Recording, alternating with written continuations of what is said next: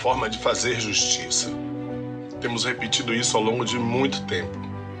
E para fazer justiça, um dos grandes personagens da educação da Bahia, um homem que abriu as portas para muitos de nós no campo do audiovisual e educação, da cultura, da arte. Eu queria dedicar hoje o TV Enem ao professor Jorge Portugal. Uma referência para todos nós, um homem que sempre dedicou cada momento da sua vida pensando no conceito da democratização da educação.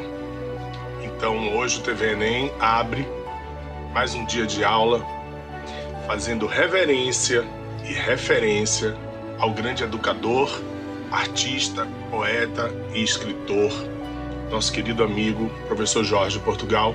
Receba todas as nossas bênçãos aonde você estiver nesse momento e continue sua saga, continue seu trabalho de vibrar e preocupar-se com aqueles que nem sempre são tão favorecidos no âmbito da educação. Paz para você, meu querido mestre. Vamos em frente, mais um dia de aula, TV Enem.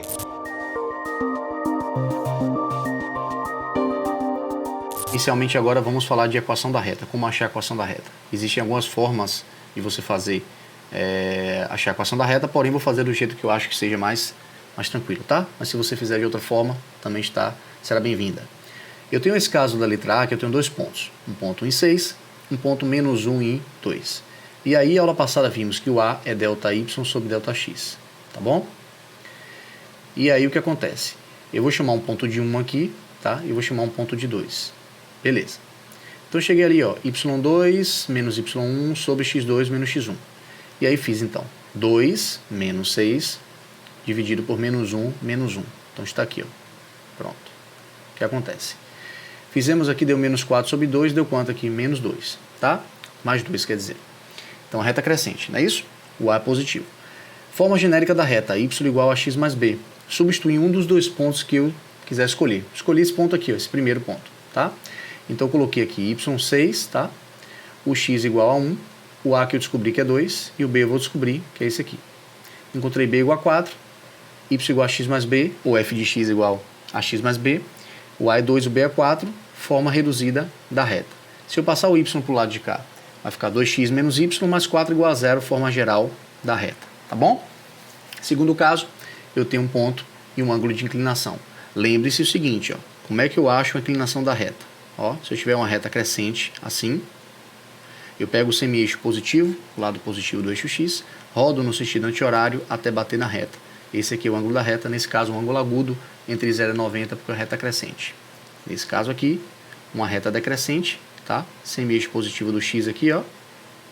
Rodo no sentido anti-horário até bater na reta. Esse aqui é o ângulo da reta, é um ângulo obtuso entre 90 e 180. Fechou? Show de bola. Então, nesse caso, ele deu uma inclinação de 45 graus, então a reta crescente, tá?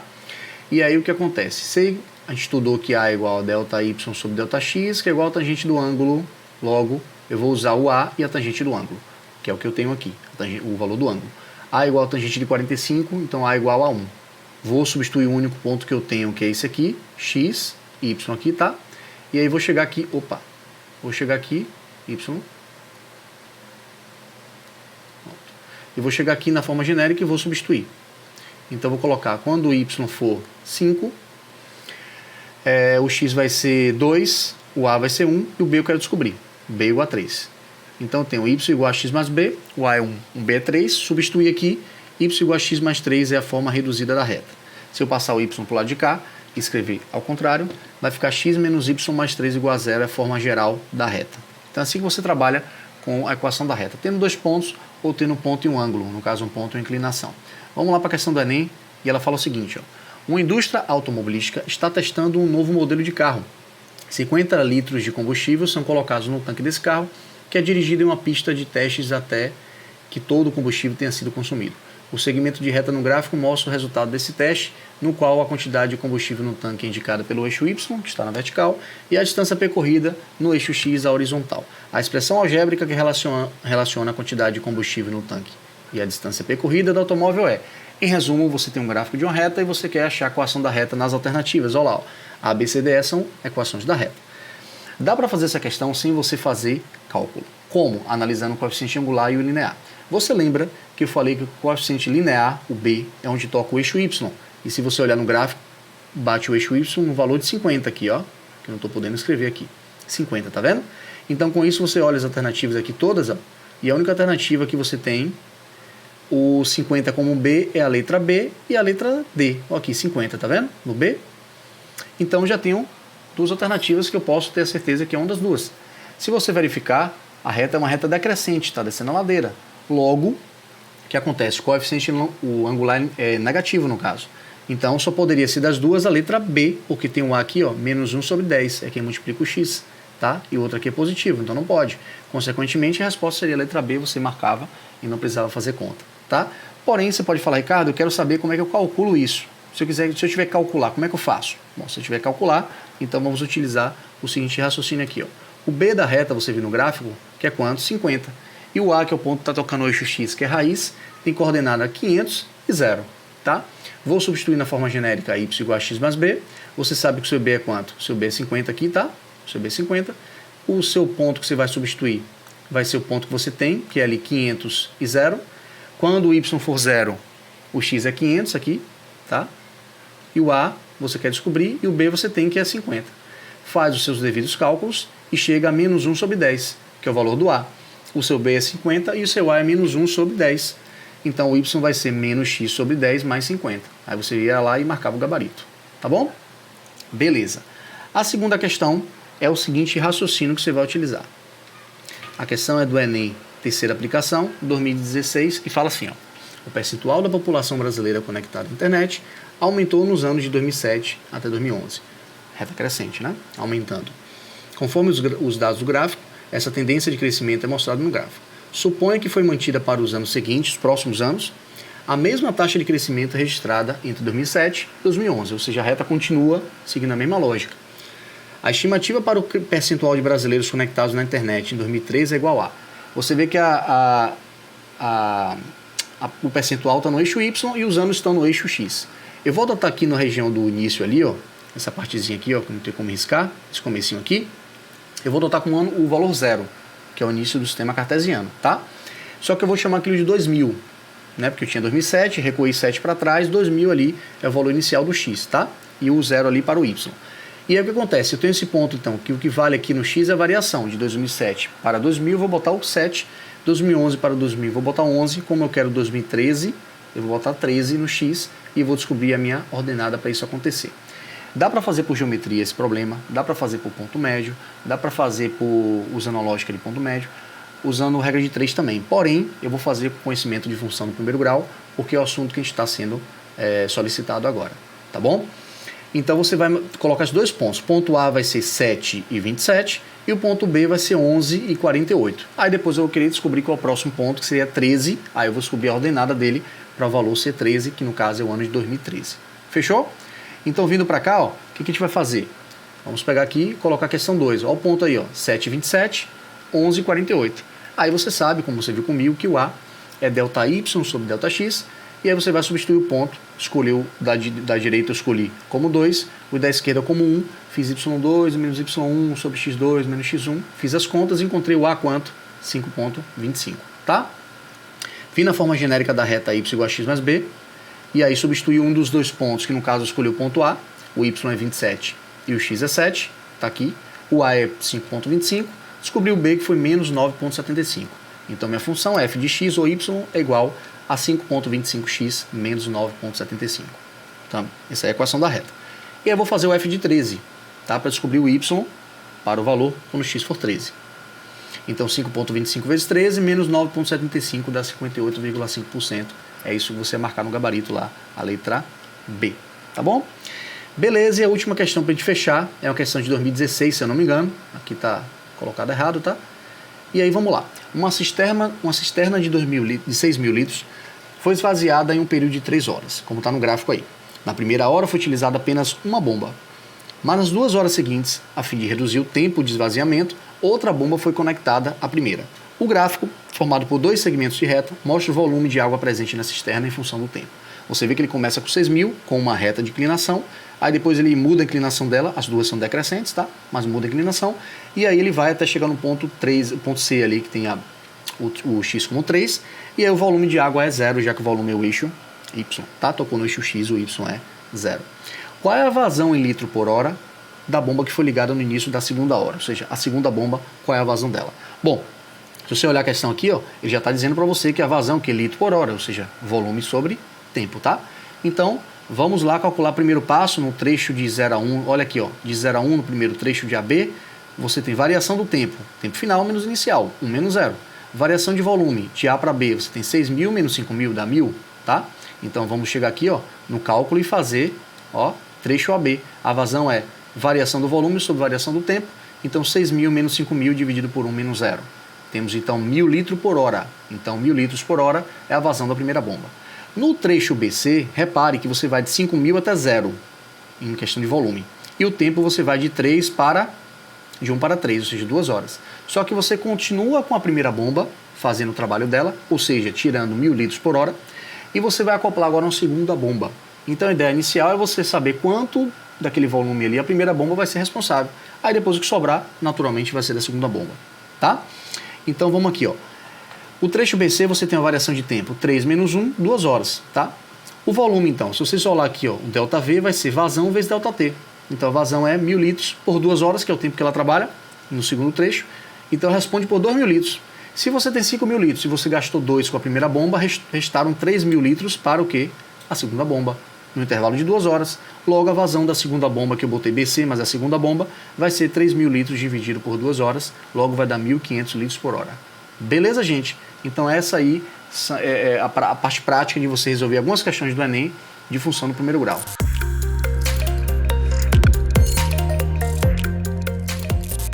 Hoje nós vamos tratar de um aspecto que o Enem adora. O Enem adora os alunos que pensam fora da caixa, né?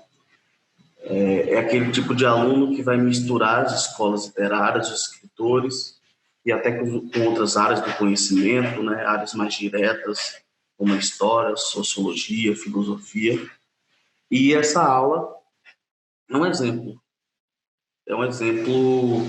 clássico, disso, né? Nós vamos dialogar, né, com, vamos dizer, 4 grandes escritores. Nós vamos ter, de um lado, o Gil Vicente, século XV, humanismo. Nós vamos ter o nosso querido padre José de Anchieta, no quintismo. Vamos ter aí na terceira geração modernista, na geração de 45, o João Cabral de Melo Neto e o Ariano Suassuna. Todos eles que vão trazer o alto, né? Que tipo de texto, mais voltado para a literatura, né? Que tipo de texto literário o alto é, né? O alto, ele tem um objetivo de trazer uma certa moral religiosa, né? Algo que deve ser aprendido dentro de determinados preceitos religiosos, né? E que, como a nossa cultura foi extremamente influenciada pelo cristianismo e principalmente pelo catolicismo, nós vamos encontrar aqui, né? Em João Cabral de Melo Neto, vocês vão encontrar isso em Morte e Vida Severina, né? Morte e Vida Severina, que você vai dizer, como assim, professor? O que tem a ver isso com alto, né? Morte e Vida Severina. Não sei se vocês se recordam, mas Severino, ele como todo retirante, né, ele tenta fugir da seca para encontrar melhores condições de vida no litoral, na capital. Ele sai do interior de Pernambuco e tenta ir até Recife. E o interessante é que a obra ela é feita, né, como se fosse uma espécie de ladainha, né, estilística, que cada ponto, cada cidade em que o Severino vai chegando é como se fosse uma conta de um rosário, né? É como se fosse uma reza, um lamento, né? Então, conforme ele vai, e aí tem toda a questão da luta dele contra a morte, né? E essa ideia de cada cidade representar o rosário, do rio Capibaribe praticamente ser o que liga esse rosário, né? E que vai mostrar a jornada dele até chegar em Recife, né? Então, nós já temos essa ligação, né? O fato de ter algo, um quê religioso, né? Trazendo essa ideia do rosário. E aí nós vamos voltar lá para o século XV no humanismo, nós vamos ter o Gil Vicente, né, com o Alto da Barca do Inferno, que já vai trazer justamente um outro aspecto. Enquanto aqui tem a questão do rosário, né, da peregrinação do Severino, em Gil Vicente nós já vamos ter o olhar moral e ético. Moral e eticamente, nós vamos ter indivíduos que estão se preparando para ir para o purgatório, para o inferno ou para o céu. E aí, dentro disso, se faz reflexões sobre algo que é universal, né? A decadência moral e ética do indivíduo. E já em século XV, né? Morte de Vida Severina e da geração de 45, Gil Vicente aí do humanismo do século XV, do Alto da Barca do Inferno, e aqui no Brasil, entre o século XV, melhor XVI, com a parte da colonização, nós já vamos ter aí o padre José de Anchieta, que vai produzir o processo de aculturação, né? Fazer com que os indígenas encenem esses autos, para que eles possam encenar, né? E assimilar dessa forma a nova cultura e as novas crenças que os indígenas deveriam abraçar, né? Então, são autos com objetivos diferentes, com meandros diferentes, né? E até chegar o nosso querido Ariano Suassuna, né?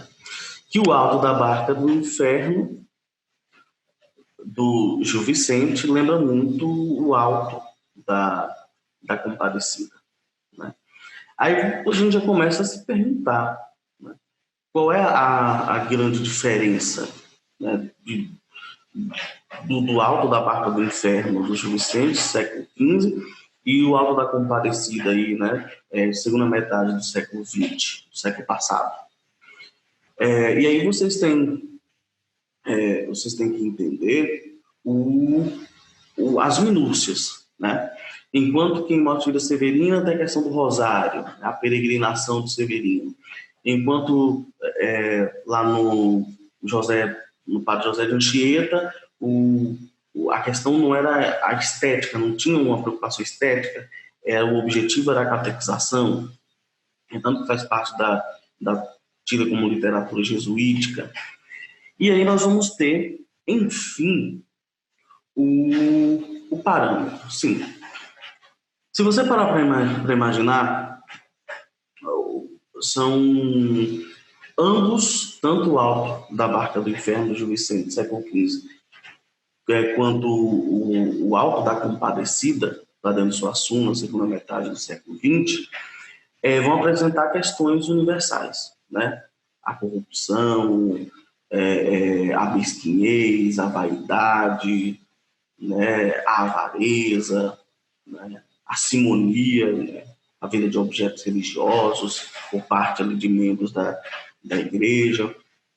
Então, nós vamos ter essa questão moral, essa análise moral e ética que é universal, só que em Ariano Suassuna, nós já vamos ter um adendo muito importante, que é fazer a crítica e a reflexão, que não é apenas a questão moral e ética é a essência, mas aí nós vamos ter os efeitos dessa decadência moral e ética nas questões sociais, políticas, culturais, nos preconceitos regionais, etc. E aí, ao mesmo tempo, nós vamos ter a crítica através do riso, da comicidade, né, do cômico, e trazendo consigo também a defesa do regional, a valorização né? Dos costumes, dos hábitos, das crenças, do linguajar do povo sertanejo nordestino.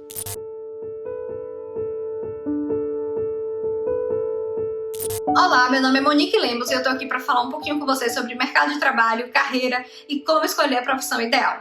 Hoje eu queria trazer para você 3 erros ou 3 mitos que são considerados na hora de escolher uma carreira. O primeiro deles é pensar que você vai estudar 100% de coisas que gosta a partir do momento agora que você vai poder tomar essa decisão de focar os seus estudos. Isso é um grande mito, porque em qualquer curso ou qualquer formação que você for ter ou qualquer carreira que você for seguir, você vai precisar ter contato com coisas que talvez você não ame tanto assim. Então nem sempre 100% do que você vai aprender, do que você vai precisar estudar, você vai amar e vai ser aquele assunto que você realmente ama, que você se identifica. A gente tem essa interdisciplinaridade e tem assuntos diferentes, em cursos diferentes, em carreiras diferentes, e na maioria das vezes você vai aprendendo um pouquinho a gostar desses que a princípio você não gostava tanto assim. Um outro mito que eu queria trazer é pensar que escolha para a vida toda, que não é. Você está fazendo escolha agora e o mundo vai mudando, oportunidades vão se apresentando para você e você tende a se especializar em alguma área que a princípio pode não ser o que você achava que se identificava ou realmente mudar de área 100%. Se você pensar em termos de expectativa de vida, você ainda tem muito tempo pela frente, ainda tem mais do que 2/3 de vida pela frente. Então muita coisa vai acontecer e não tem por que pensar que essa escolha vai ser a escolha para sempre, a escolha de até você morrer. Muita coisa vai acontecer, você vai descobrir muita coisa e tudo que você aprender, com certeza, você vai usar de alguma forma nessa sua carreira. E o último mito, o terceiro que eu queria trazer, é que eu vou amar 100% de tudo que eu fizer. Qualquer área, qualquer atuação profissional, você vai ter um pouquinho daquela parte chata que você não ama tanto assim ou que você não tem tanta facilidade. Mas ela faz parte e ela significa muito pouco, porque o seu objetivo, o que brilha seus olhos, o que te motiva é o seu resultado, é a entrega que você tem no final. E aí essa pequena parte que você não gosta tanto, ela vira só uma sementinha, uma coisinha pequenininha ali que não vai influenciar no seu gosto pela sua profissão e da sua atuação. Se isso começa a crescer, aí sim é um problema. Quer dizer que o processo em si não está sendo tão bom e que talvez a entrega não esteja compensando. Então essa foi a dica de hoje que eu queria dar para vocês. Espero que vocês tenham curtido.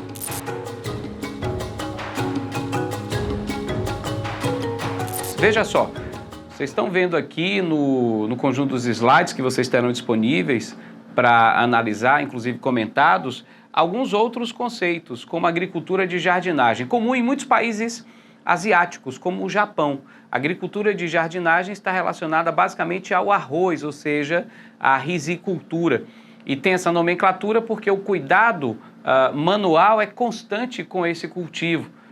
Basicamente como se o agricultor estivesse cuidando de um jardim, por isso agricultura de jardinagem. No sudeste da Ásia, é bastante comum que essa agricultura de arroz, jardinagem, seja aplicada em terrenos íngremes, onde existem curvas de nível recortadas em formas de degraus, isso para facilitar o cultivo na encosta. Isso tem outras vantagens, como, por exemplo, diminuir o risco de escorregamento da encosta, ou seja, de erosão, de desgaste, e o plantio feito nessas curvas de nível será chamado de terraceamento. Você pode plantar qualquer coisa nos terraços. Os incas, por exemplo, que desenvolveram pela primeira vez no mundo essa técnica, plantavam vários gêneros, como batata, por exemplo, mas na Ásia é bastante utilizado para arroz, cultivo de arroz, risicultura. Nos Estados Unidos, existem práticas agrícolas bastante organizadas, planejadas e segmentadas, que os americanos chamam de belts, ou seja, traduzindo para o nosso português diretamente, algo como cinturões. É uma agricultura disciplinada em áreas geográficas distintas. Você tem um cinturão só de milho, corn belt, você tem um cinturão de trigo, wheat belt, você tem um cinturão, por exemplo, de soja, que também é aplicado a termos específicos. Você tem o cinturão do algodão, cotton belt. Então, tudo muito bem organizado, estruturado para áreas geográficas distintas. Até mesmo a pecuária também segue esse caminho, com milk belt, uma área que eles têm de pecuária leiteira. Tudo bem organizado e planejado, não só para atender a demanda do mercado interno deles, mas também, em determinados casos, e principalmente para a exportação. Na Europa, é comum a agricultura intensiva por mecanização e voltada para o mercado interno, só lembrando que é comercial. E na América Latina, a gente vai ter cultivos especulativos e de subsistência também no continente africano, regiões pobres, subdesenvolvidas, onde essa prática agrícola histórica acabou sendo bastante comum a determinadas regiões dos continentes, não só o subcontinente da América Latina, mas também o subcontinente africano. E em algumas partes da Ásia, a gente não pode deixar de lembrar disso também. Veja só, como a gente está falando de conceitos e a gente vai estruturar um elemento importante da agropecuária brasileira, que infelizmente são os conflitos pela posse da terra, é fundamental que a gente lembre desses dois termos aqui, porque volta e meia eu irei usá-los na sequência das explicações. Posseiro e grileiro.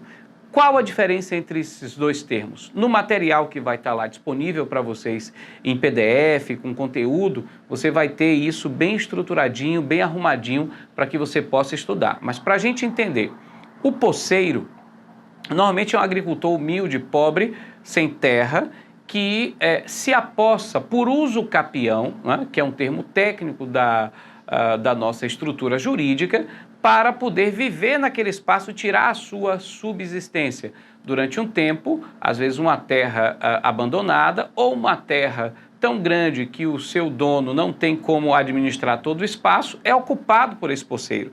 Esse posseiro fica lá durante um tempo e ele pode ganhar, via acesso da justiça, a posse definitiva daquele espaço que ele está, mas apenas do espaço que ele utiliza para a sobrevivência. Então esse é o posseiro. Já o grileiro normalmente é um grande empresário, grande fazendeiro, uma pessoa com influência política numa determinada região, atenção para o detalhe, que falsifica títulos de posse, muitas vezes de terras públicas, tão grandes e amplas que o Estado não tem controle, nem sabe que pertencem a ele, e ao falsificar esse título de posse de terra, se apossam de grandes áreas de terra. Isso é muito comum ainda hoje na região norte do país. Não que isso não ocorra em outras regiões, também ocorre, mas na região norte isso é mais comum.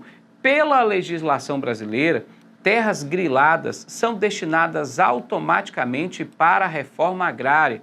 Daí a gente vê muito conflito entre posseiro e grileiro, porque alguns posseiros, ao desconfiarem de que a terra é grilada, invadem aquele espaço, muitas vezes organizados em formas de movimentos sociais, como o MST, o Movimento Sem Terra, e aí, ao invadir aquele espaço, o Sem Terra chama a atenção da Justiça, que ao analisarem a documentação, compreendem, entendem que aquela terra é grilada e destinam aquele espaço para a reforma agrária. Por isso que muitas vezes a gente ouve notícias, infelizmente, trágicas, de grileiros que assassinam posseiros, para que esses não tenham tempo de chamar a justiça ou registrar na justiça a ocupação de uma terra que muitas vezes é grilada. Isso é uma curiosidade. O termo grileiro vem de uma história muito antiga de que no passado, pessoas que falsificavam títulos de posse de terra colocavam esses documentos que eram novos, falsificados, em caixas com grilo, que defecavam, que ruíam o papel e davam para o papel uma aparência envelhecida. E aí, quando essas pessoas eram questionadas sobre o título de posse, eles apresentavam um título com aparência antiga, dizendo que pertencia à família deles há muito tempo. Daí o termo grilagem de terras. Bom, é importante que vocês fiquem atentos a um termo que vai ser fundamental para que a gente compreenda a estrutura do tamanho das nossas propriedades rurais no país, que é o termo módulo rural. Muitas vezes a gente fala minifúndio, latifúndio. Para que a gente entenda isso, é fundamental que você tenha consolidado o conceito de módulo rural. O módulo rural, ele não tem 1 hectare, 2 hectares, só por curiosidade. Hectare vem de hectômetro quadrado, é uma área com 10 mil metros quadrados. Então, uma propriedade que a gente chama de módulo rural, não tem como a gente definir exatamente. São quantos hectares? Bom, esse é um conceito que foi construído pela Embrapa, que é referência também para o INCRA. A Embrapa é a Empresa Brasileira de Pesquisas Agropecuárias.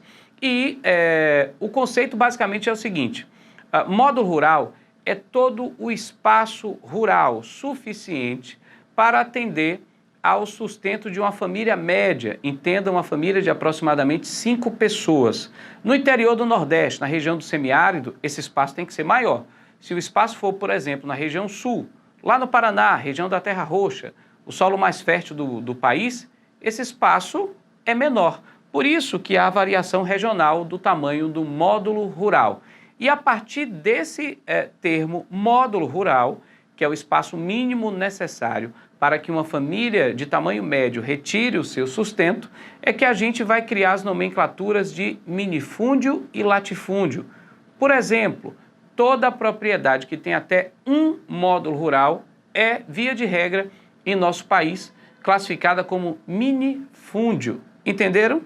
Então, essa referência para que a gente analise o tamanho das propriedades brasileiras e também discuta a desigualdade na distribuição do espaço rural brasileiro é fundamental. Então, internalize esse conceito, módulo rural, para que a gente possa analisar aquilo que vem mais na frente agora, dos conteúdos que a gente vai analisar nas aulas seguintes sobre o tamanho da propriedade rural no Brasil e os conflitos associados à má distribuição de terras, ok?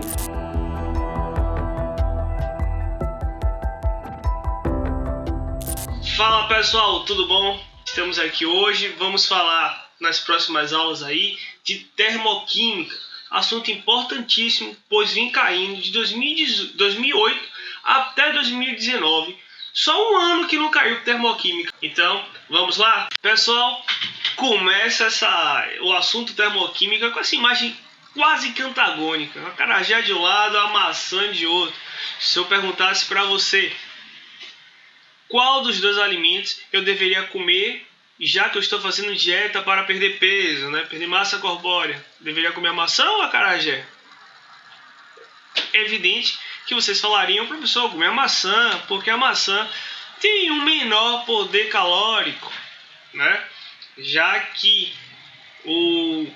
quando nós nos alimentamos e esse alimento não é metabolizado, ele fica reservado em forma de gordura.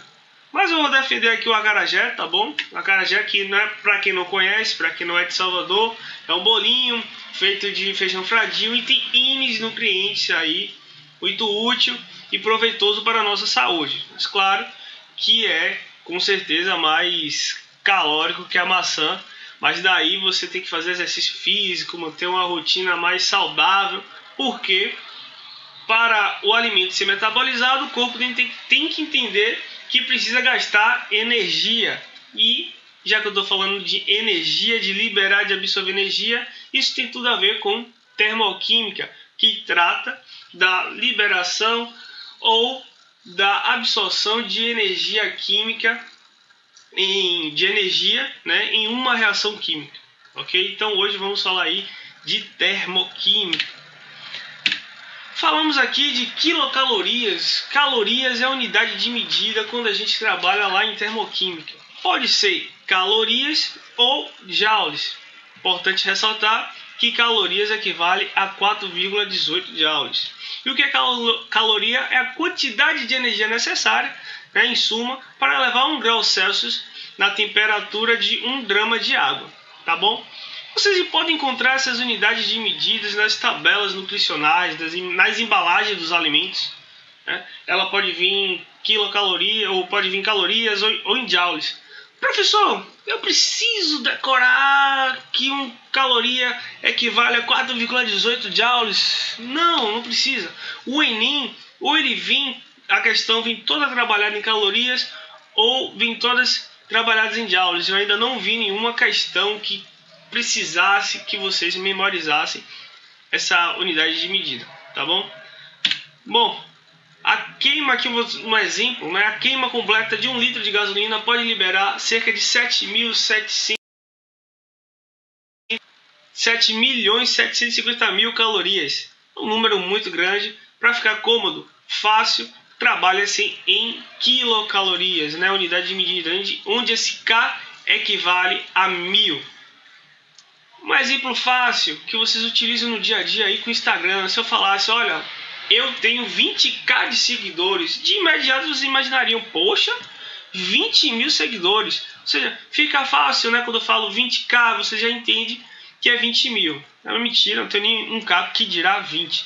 Mas enfim, em termoquímica, quando eu falo de 1 quilocaloria, estou dizendo que aquele alimento, aquela espécie química tem, né, reservado, aquela reação química liberou ou absorveu 1000 calorias.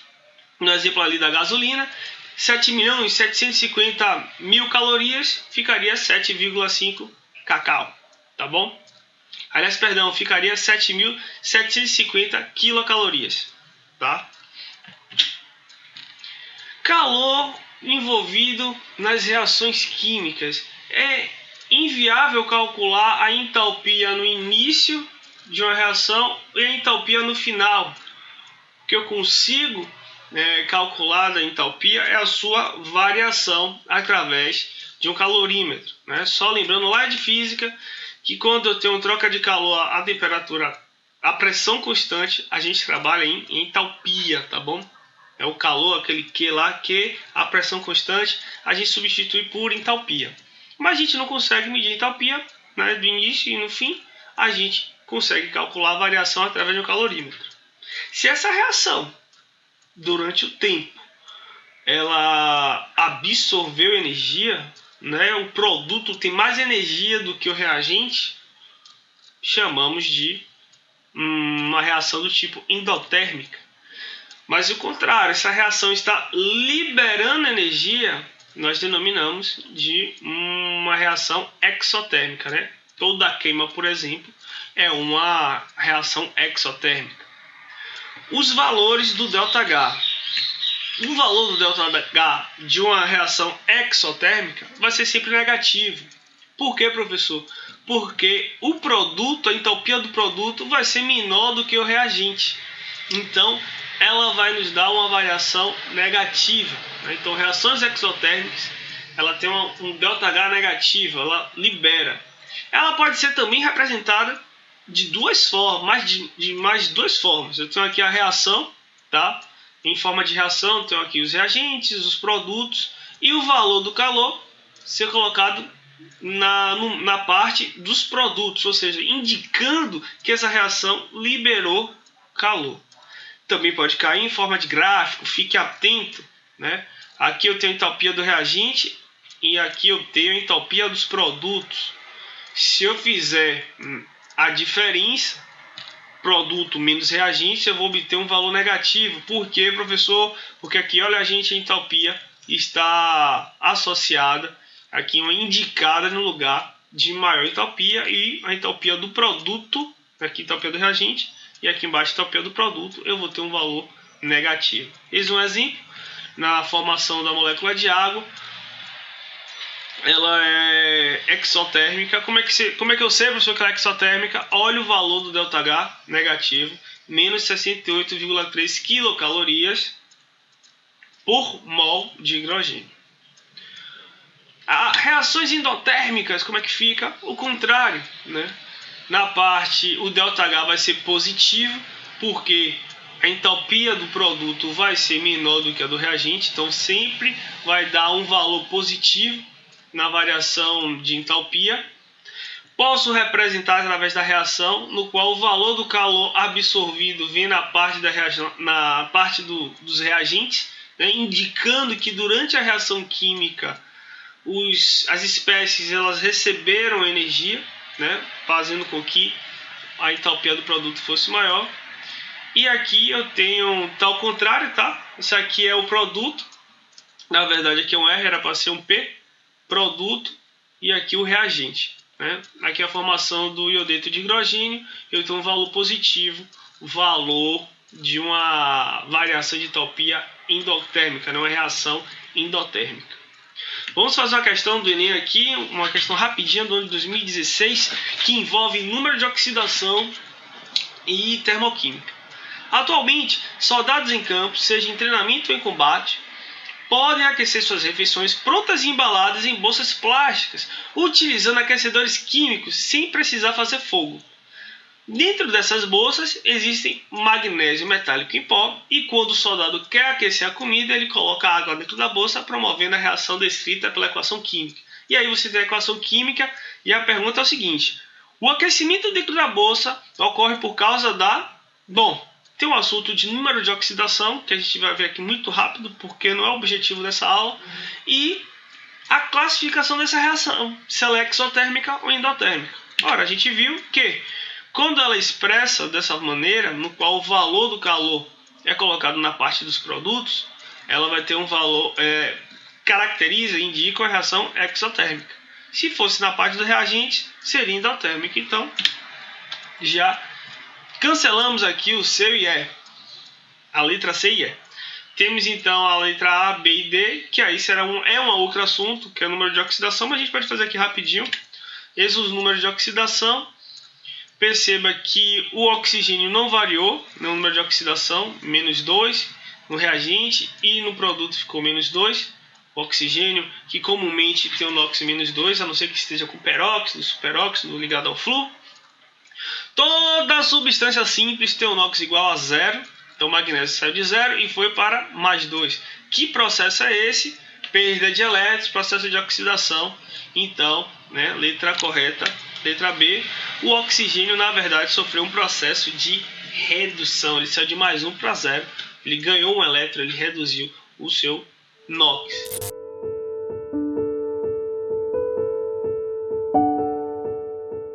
E aí, meu povo lindo, tudo beleza? Que maravilha estar aqui mais uma vez com vocês. Eu sou Felipe Veloso, ator, e tenho o prazer de estar sempre trazendo um conteúdo exclusivo preparado para vocês. Nesta edição, eu trago mais um episódio do Palavras Vividas, onde eu apresento textos escritos por mim ao longo dessa caminhada. Com certeza vocês vão curtir. Um beijo grande, aproveitem as aulas e até a próxima. Palavras Vividas, das ruas para o papel, do papel para a sua tela. Aí você acorda e percebe que não está num conto de fadas. As suas preocupações não são mais o lanche na hora do intervalo, o álbum de figurinhas, qual vai ser o filme da tarde ou quando será o próximo feriado. O tempo passou e com isso vieram a barba na cara, as contas para pagar e as inúmeras cobranças de todos os lados. Da família, dos amigos, da vida, mas principalmente as suas. Surge então a obrigação de tomar decisões. Nessa hora, a ficha cai. Para alguns, 2 caminhos se desenham claramente. O primeiro, mais cômodo, é a fuga, que apavora, amedronta, engessa. O outro é a loucura, corajosa, instintiva, que nos conduz ao enfrentamento. É preciso acreditar que desistir não é uma opção. Nunca. A vida é um combate que aos fracos abate e aos fortes audazes só faz exaltar. Lá no fundo da alma, essa voz ecoa e reverbera na mente, me impulsionando para a batalha seguinte, desconhecida, inesperada, mas que sempre vem, porque eu não estou falando de uma fórmula matemática, onde os fatores se encaixam perfeitamente.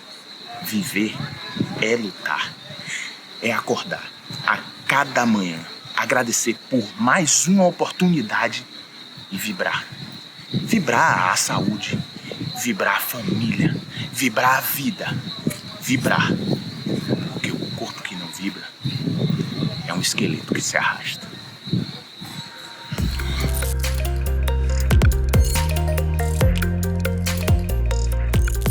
Você já tentou encontrar algum objeto, sua carteira de identidade, uma atividade que é para ser entregue no colégio, com seu quarto completamente bagunçado?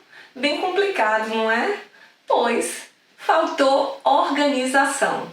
Nós vamos falar sobre isso hoje, porque o tema de hoje, classificação dos seres vivos. Vem comigo que eu estou cheia de dicas para você. Bom, por que classificar os seres vivos? Primeiro porque a biodiversidade é extremamente vasta. Existem tantas espécies que fica muito difícil para o biólogo conseguir estudar sem organizar por grupos aparentados esses organismos. Então, isso já é um bom motivo. Segundo porque, a partir do momento em que se organiza esses grupos, as semelhanças entre os seres que estão em cada grupo acaba sendo evidenciada. E a partir daí, o biólogo consegue identificar o grau de parentesco entre as espécies. Claro que ele não tem a confirmação só com isso, não é? A maior prova para a confirmação de ancestralidade comum entre os seres ainda é a análise molecular do material genético. Então, qual o resultado disso? O resultado é que o estudo dos seres vivos fica muito facilitado depois que a classificação acabou antecedendo essa pesquisa. Em relação ao Enem, há uma linha que é da mesma forma que o vestibular, cobrando sistema de reinos, sistema de domínios e chegando ao grande pai dessa classificação, que é o Linneu. Vamos começar por aquele que é o mais recente. O Carl Woese começou em 1977 a levantar uma hipótese de que havia um grupo de bactérias que diferia dos demais. E aí muita gente ficou chateada com isso, viu? Mas ele prosseguiu na pesquisa. Cerca de 10 anos depois, ele conseguiu fazer uma análise molecular fenomenal. Ele conseguiu estabelecer diferenças entre o que todo mundo chamava na época de grupo das bactérias. E aí ele descreveu o modo de vida dessas bactérias, dizendo que elas tinham uma afinidade por ambientes bastante perigosos. São organismos extremófilos, ou seja, aqueles que sobrevivem em condições extremas, de pH, de temperatura, muitas vezes de gases tóxicos, como é o caso das bactérias metanogênicas, aquelas que sobrevivem em meio ao metano, nos pântanos. Então, com isso, dá pra gente já concluir assim: ele se baseou em um estudo molecular. Foi o estudo do RNA ribossômico. Você percebe que esse estudo é molecular? Até porque todos os seres vivos apresentam ribossomos, porque todos os seres vivos são celulares. Então, o que ele foi analisar, que é o RNA, é constituído por proteínas e RNA ribossômico. Foi justamente fazendo uma análise comparativa que ele chegou à conclusão de que existem 3 grupos que passaram a ser chamados de domínios. Tem um grupo, que é o nosso, grupo dos eucariontes. Todos vão apresentar ribossomos bem desenvolvidos, bem grandões, né? São os ribossomos 80S. Então aí nós encontramos nosso grupo, reino animal, grupo das plantas, dos fungos e o grupo chamado também de protista.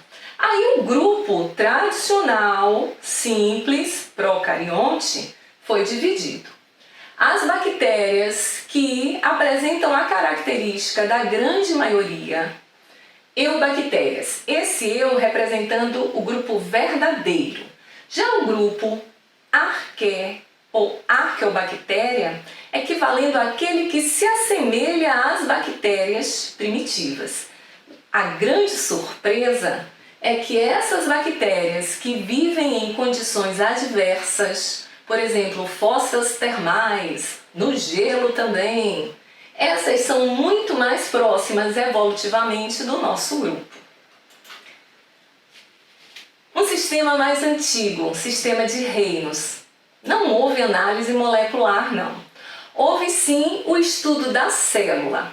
A célula foi estudada por Robert Whittaker considerando-se sua organização, se era simples, procariótica, complexa, eucariótica, ou então se o indivíduo, se o organismo seria constituído por somente uma célula, unicelular ou multicelular, e ainda quanto à sua nutrição. Então, considerando-se o número de células, 2 grupos: seres unicelulares, o reino Monera, que tem as bactérias, as arqueias, mas tem também unicelulares no grupo protista, protozoários e algas, que são microscópicas. Grupo dos multicelulares, fungos, plantas e animais. Aí ele associou essa análise do número de células à evolução da célula. Trata-se de uma célula que tem organelas membranosas? Não. É uma célula procariótica, só tem ribossomo. Então essa célula é simples. A complexidade que é vista na célula eucariótica não vai existir somente no reino Monera. Então quem são os eucariontes? Protistas, fungos, vegetais e animais. Faltou um terceiro critério aí. Esse terceiro diz respeito ao tipo de nutrição. O organismo é capaz de produzir seu próprio alimento, ele sintetiza compostos orgânicos a partir de reagentes inorgânicos, por exemplo, fazendo fotossíntese, como é o caso das plantas e das algas, ele é autotrófico. Se ele precisa encontrar esse alimento pronto, como é o nosso caso, aí heterotrofia. Juntou isso tudo, olha o que é que aconteceu?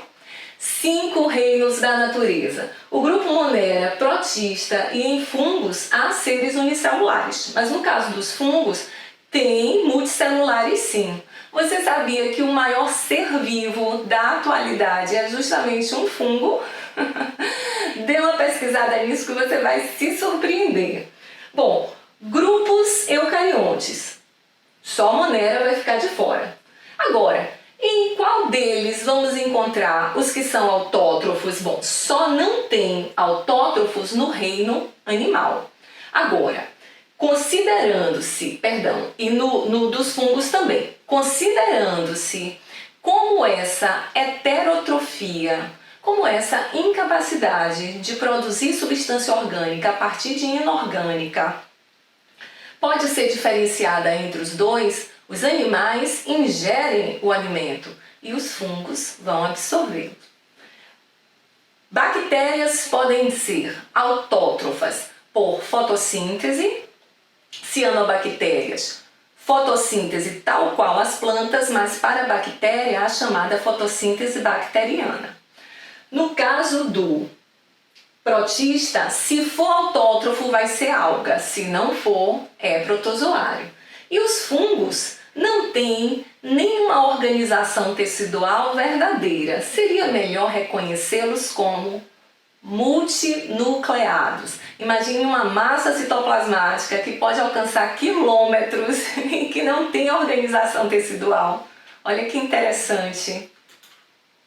Esse esqueminha que tem a ver com os grupos que eu apresentei é o que você já deve ter encontrado em algumas questões. Foi um esboço feito pelo Robert Whittaker. E, para a gente fechar, o pai de toda essa ideia da classificação, o Linneu, que elaborou um sistema em 1735.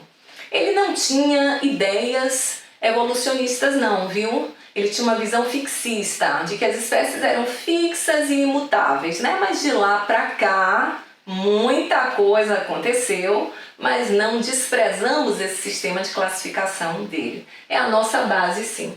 Então ele é usado até hoje.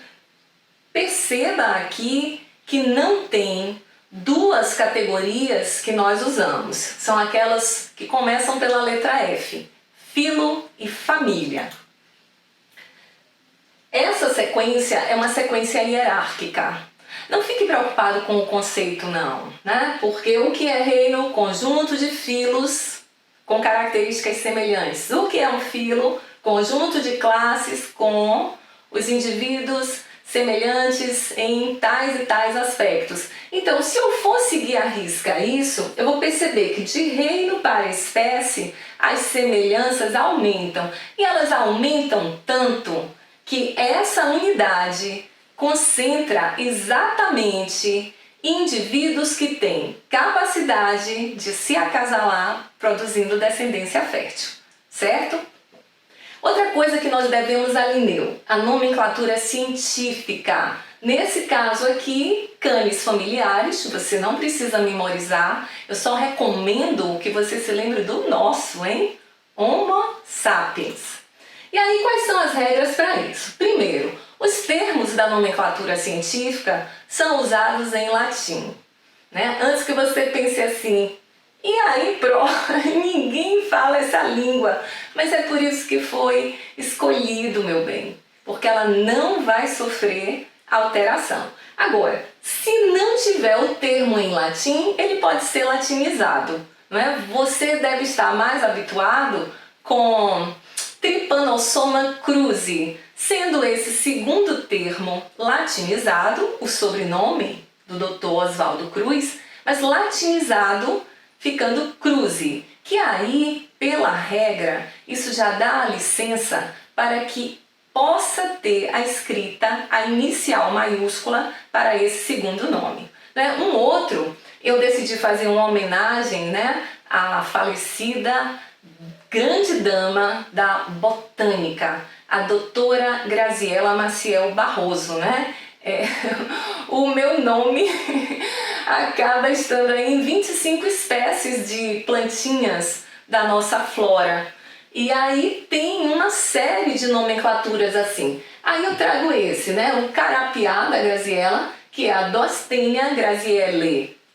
Por que que o nome Graziella veio escrito assim? Porque ele está latinizado. Agora, como aí está digitado, ele veio em itálico. Se eu estivesse escrevendo, né? Se ele fosse manuscrito, obrigatoriamente teria que ser sublinhado. A nomenclatura é binomial para espécie. Então, Dostenia, um nome, Grazielle, segundo. Primeiro nome é o gênero, sempre tem a inicial maiúscula. O segundo termo não é o gênero é o primeiro. O segundo é um termo específico, qualificador do primeiro. Então, nesse caso, ele pode ser escrito com a primeira letrinha, o G maiúsculo, porque o nome foi latinizado em homenagem à doutora Graziella Maciel Barroso, certo? Mas normalmente isso não acontece. Então, nome da espécie binomial. Se o texto trouxesse já um nome científico, por exemplo, Homo sapiens, e lá no final ele fosse utilizá-lo de novo, o primeiro termo, que é o gênero, poderia ser abreviado H. sapiens. Bom, se tiver referência a várias espécies do mesmo gênero, por exemplo, Rea americana, Rea americana albans, Rea americana grisea. Estou falando aí usando 3 termos, nomenclatura de triespécie, mas todas não são do mesmo gênero, eu poderia colocar Rea spp, certo? Bom, aqui um exemplo final também, ó. Tanto o cachorro quanto o lobo e o coiote são aparentados porque pertencem ao mesmo gênero, mas eles não têm fluxo gênico de acordo com essa classificação. Ficamos por aqui. Então, queridos, mais um dia de aula, mais um dia de informação para vocês, e a melhor forma que a gente tem para homenagear aqueles que vieram antes de nós, e hoje, em especial, o professor Jorge Portugal, é continuar estudando, continuar usando a TV aberta, a TV a cabo, onde ele tanto laborou com tanta riqueza, com tanta competência, continuar acessando nossa plataforma tvenem.com.br e também, claro, você não pode esquecer dos canais de vídeo, tá lá, né, no YouTube, é só procurar o canal Escritório do Pensamento e nós estamos no Instagram, @tvenem. Um grande abraço, muita paz, muita luz para vocês. Salve, Jorge Portugal. Leve consigo todo o nosso carinho, todo o nosso afeto, nossa admiração. TVNense hoje.